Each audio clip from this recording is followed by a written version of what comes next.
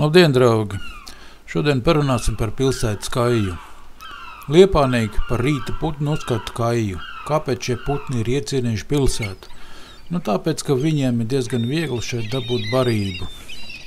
Kājām vislabāk patīk apmesties un nakšņot uz plakaniem jumtiem. Vismaz tā runā. Bet tomēr ir izņēmumi.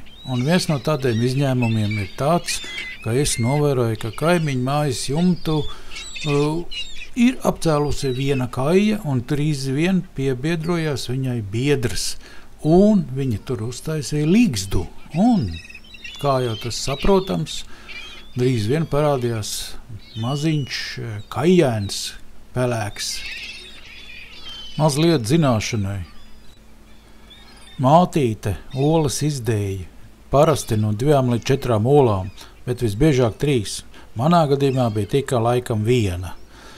Inkubācijas periods ir 28-30 dienas, un jaunie putni jau ir izšķīlušies pēc 40 dienām. Pēc 40 dienām tiek paredzēts, ka tiek sāks lidot. Manējais arī tā sāka apmēram lidot.